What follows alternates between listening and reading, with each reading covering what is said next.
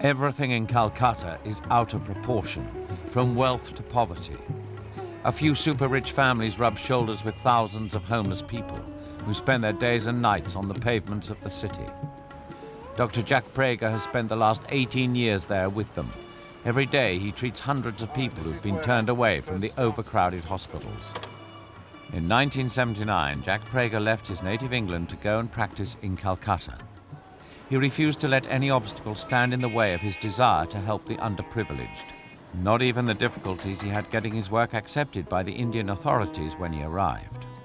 Preger believes that everyone has the right to medical treatment, whatever their caste, their place in society, or material circumstances. Now that he's 67 years old, after 20 years of constant struggle against poverty, the media have taken up his fight, and the whole world is finally discovering his activities. But medicine wasn't his first career choice. He only discovered his vocation late in life. Jack Preger started out by qualifying as an agricultural engineer at Oxford. Then, since he's very attached to life in the country, he bought a farm. Following an accident on his property, Jack Preger had a revelation. He decided to become a doctor and work in the third world. At the age of 34, he enrolled at medical school to pursue his vocation. It was in 1964, I was working on the farm, and I just had like a mental shock. I felt as though my brain was being opened and a message put inside, become a doctor. And I just had to become a doctor. I sat down that night and started applying to medical school at the age of 34. And the only aim of getting into medical school was to work in the third world with poor people.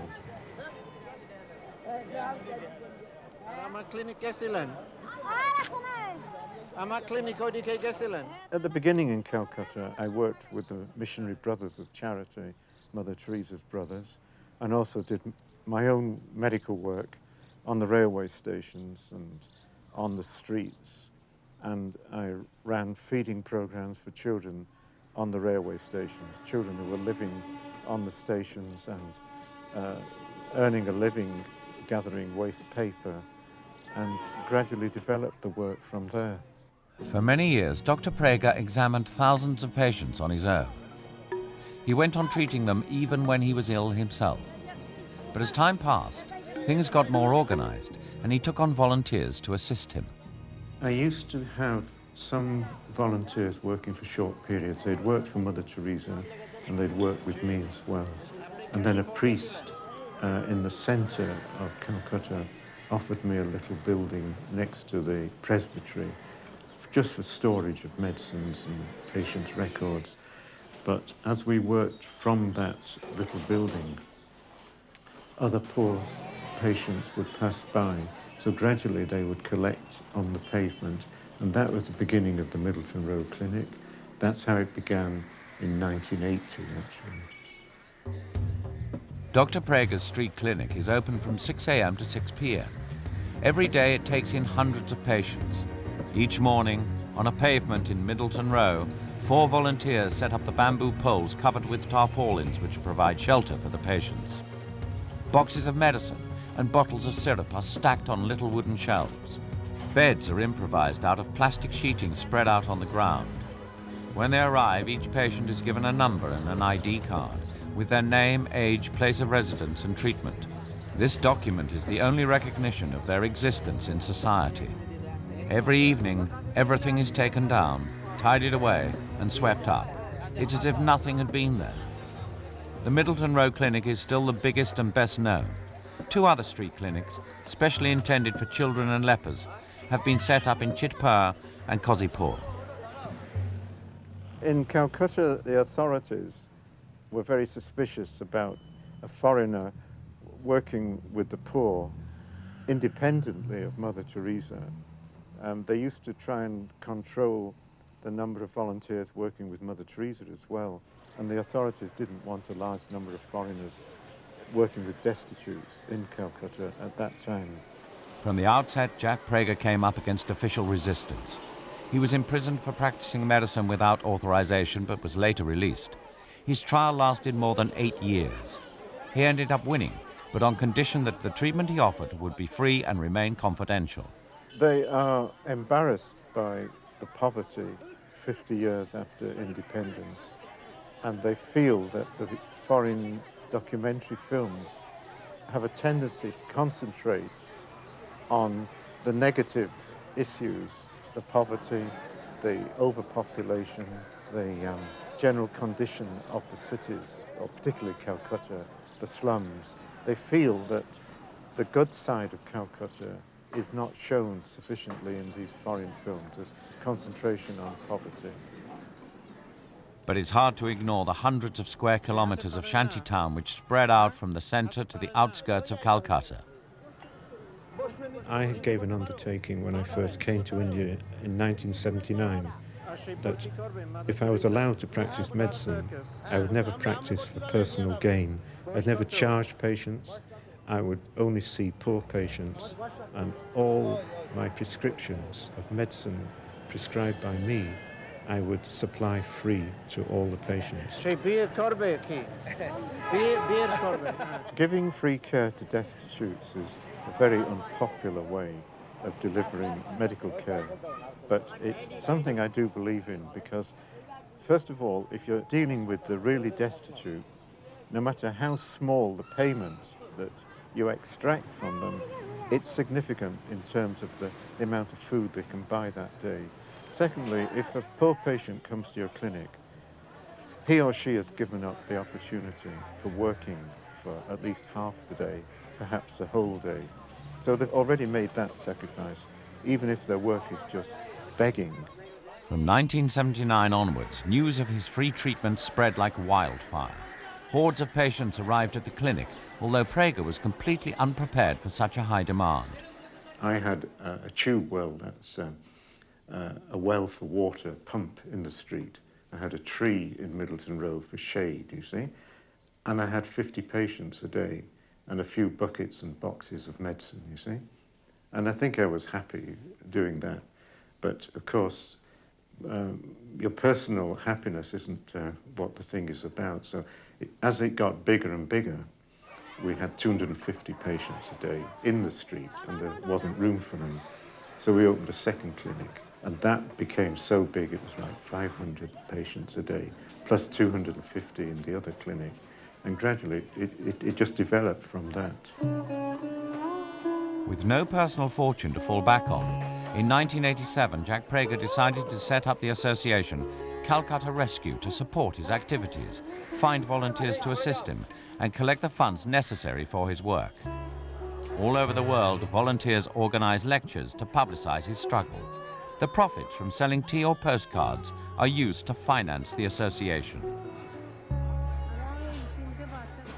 I have not been able to get registration as a medical practitioner in India. It's not that my medical qualifications are not recognized. If I was an Indian, I'd have registration.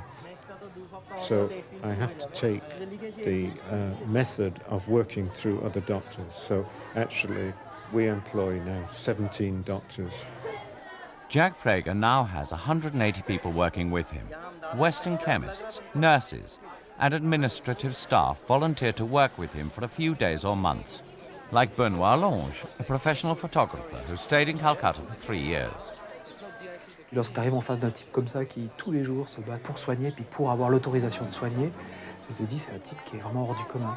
Plus on passe de temps à côté de lui, on se rend compte de quelque chose, c'est que c'est quelqu'un qui ne se prend pas du tout au sérieux, qui est toujours en train de plaisanter constamment, qui n'est pas pathétique, qui n'est pas triste, qui n'est pas morbide, c'est quelqu'un qui est constamment qui est heureux de vivre, je pense.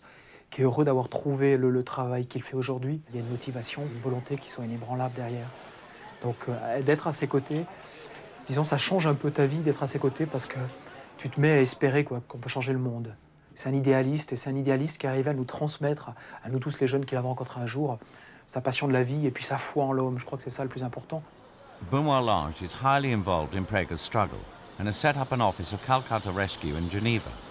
It's one of the most active in the association. In order to publicise his work and collect the funds the association needs, he regularly invites the doctor to Switzerland. There's the financial side. We have some difficulty in financing what we're trying to do, and it's very difficult to maintain the motivation of people who return from, say, Calcutta and go into their own careers, their own lives back in Europe, for them to work year after year to raise funds for needs which never are reduced. So we have to limit what we're trying to do. And actually we are now at the limit financially of what we're able to organise. We can't expand very much more without finding some other methods of raising funds. Good morning. Thanks to Benoit Lange's reputation, many Swiss people have joined Jacques Preger's struggle. One of them is François Bianchi, who is now an administrator for Calcutta Rescue. You had a point here about the mobile clinic. Even though it was off the road, we didn't reduce the special allowances. Et nous, on s'est rendu compte qu'on n'avait aucune compétence en matière médicale, que de toute façon, on n'allait pas consacrer notre vie au trottoir de Calcutta. Donc, c'est après ce constat qu'on a dit, qu'est-ce qu'on peut faire? Qu'est-ce qu'on peut faire chez nous, tout en restant finalement dans nos métiers respectifs? Enfin, à l'époque, on était aux études. Et finalement, c'est à ce moment-là qu'on a décidé de récolter de l'argent. To carry out his task, Jacques Preger needs not only money. So the help of Pharmaciens Sans Frontières collecting medicines for Calcutta is invaluable. Hey, Jack. How are you? Fine, and Good. you? That's good. Nice to see you. Soir. Yes. Okay. Okay. So what have we got here? So this is what we bought at medecine, in Yeah. Switzerland. 2000? And is this useful? Sure, Yeah. we need some So more. you need more? Yeah, Mhm. that's for sure. Fine. Because there's a lot Okay. of work with the leprosy patients, you see?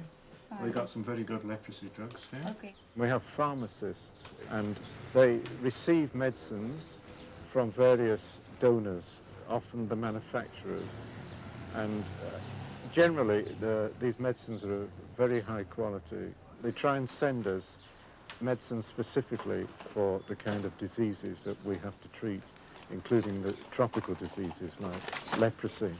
But we also have a great need of very sophisticated anti-tuberculosis drugs because of resistant forms of tuberculosis.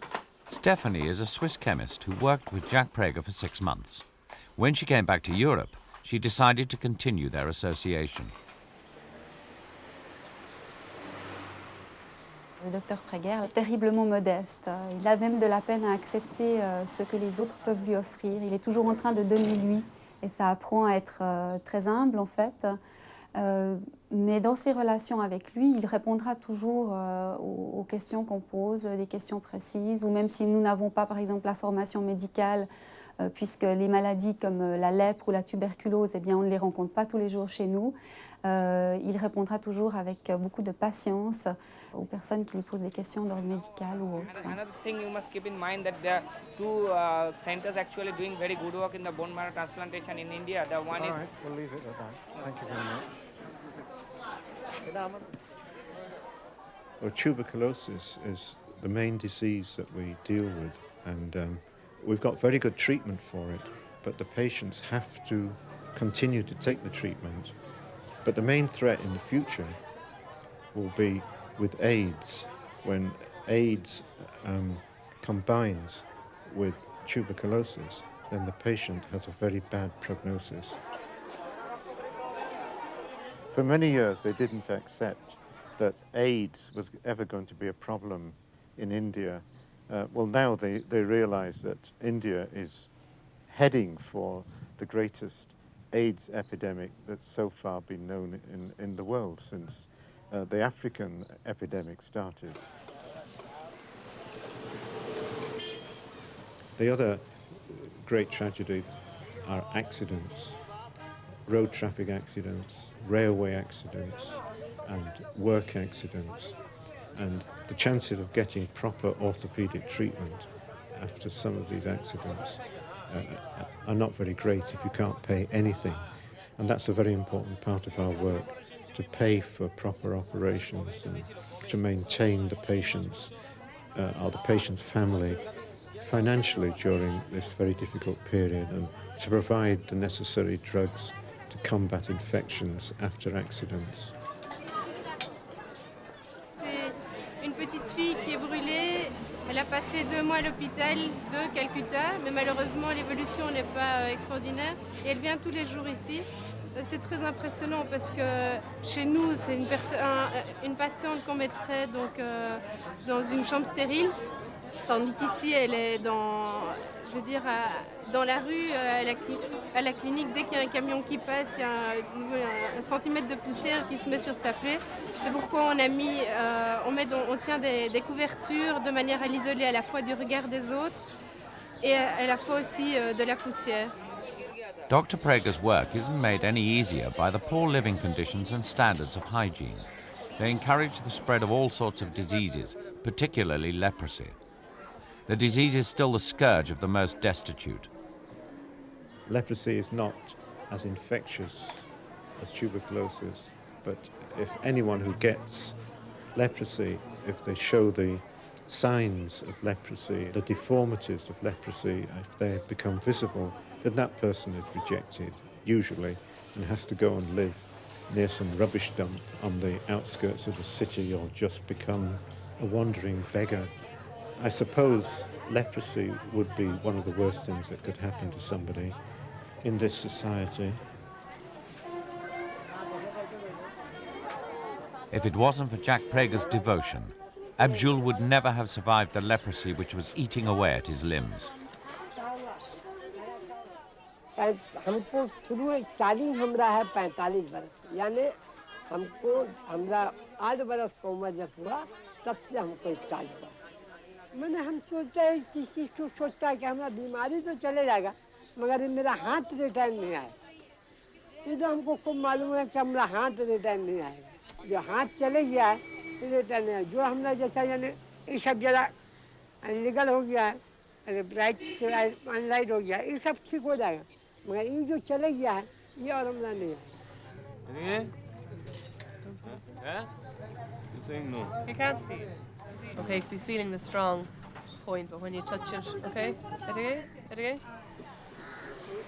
When he started out in Calcutta, it was hard enough for Jack Preger just getting by from day to day. Today, he's trying to set up long-term projects. Dr. Preger has established a prevention and screening program to try and stop the spread of leprosy. And to bring some material help to his most underprivileged patients, he's also set up a center to teach them weaving.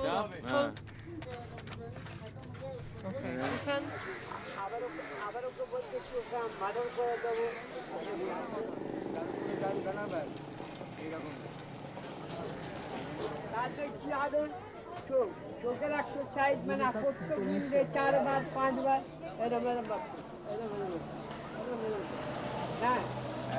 Exercise হলো exercise করতে গেলে তোমাদের খুব ভালো আর আগুনের কাছে শীতকালের সময় আগুনের কাছে যাবেন না গরমকালে যাবেন কারণ আগুন থেকে দূর থাকবেন এর জন্য বলা হয় তোমাদের ওষুধ কামাই করলে এখানে 3 জনের নাম উড়ে গেছে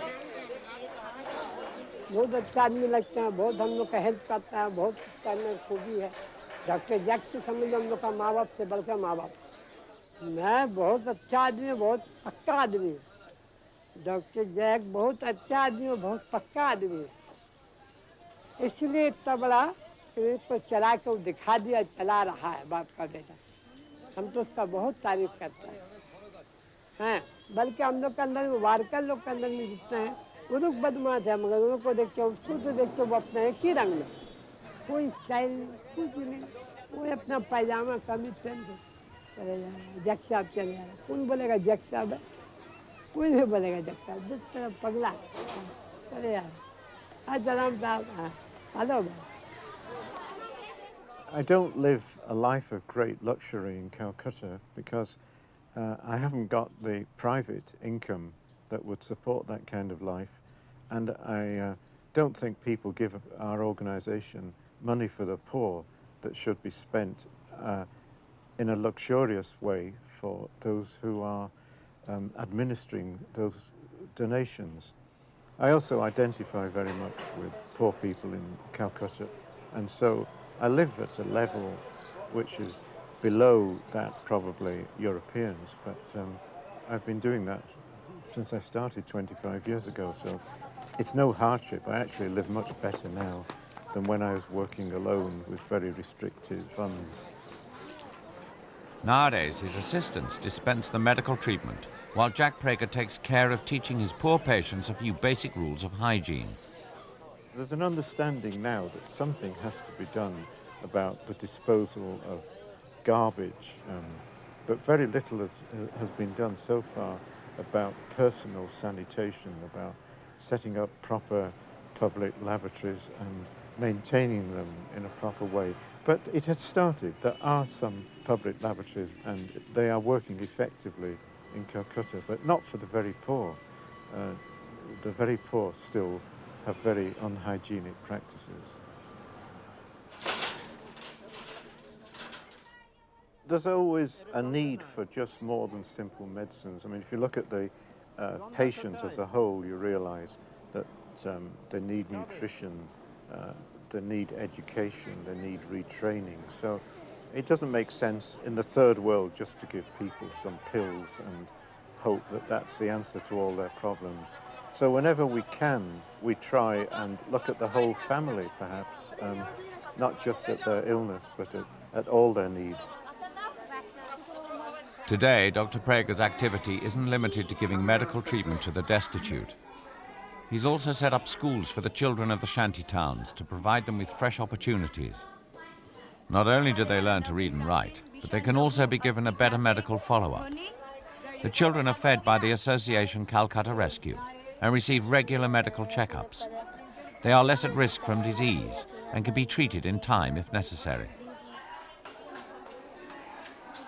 We thought we had room for about 30 children in the school, and we finished up with 300 children from the streets and the local slums coming to the school. So then we thought we'd have to open another school, which we did in North Calcutta. And now we've got a third building for yet another school because the need is there.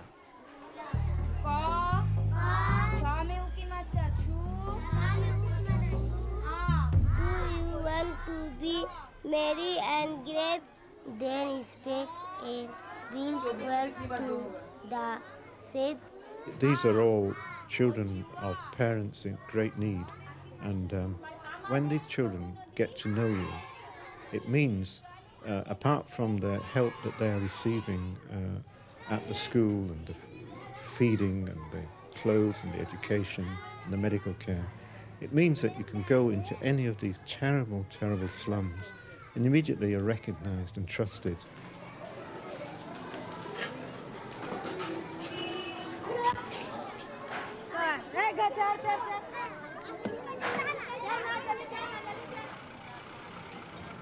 I find the work here very interesting from a medical point of view and very interesting from a social point of view, and I don't find it frustrating in itself. There are terrible obstacles here, but in spite of all that, it's what we would call a just war, something that's worth getting involved in, even if you suffer some damage. Jack Preger is a tireless worker. Nothing seems to be able to stop him in his struggle, neither sickness nor old age. If I became seriously ill and couldn't work anymore, I'd want to return perhaps to Ireland, have a great love of Ireland. Apart from that, I'd like to continue as long as my health is okay. You start in this work, and then it's very easy to get disillusioned because of the obstacles. But the thing that helps you to continue are dealing with individual patients or dealing with individual children, school children, and with them you can see real progress. But overall, it's very difficult to see major progress in say, Calcutta or West Bengal. But with the individuals, you can cure a patient, you can educate a child, and that's what enables people like myself and the other volunteers to continue with reasonable motivation and avoid total depression. But if Jack Preger ever does take a well-deserved retirement, the association he's founded will make sure his work continues. Jack Preger won't have spent 18 years fighting for nothing. Today, the Indian authorities are beginning to accept his work. He was given a prize for his activities in Bombay and has been decorated by Queen Elizabeth of England. His long struggle has finally led to victory.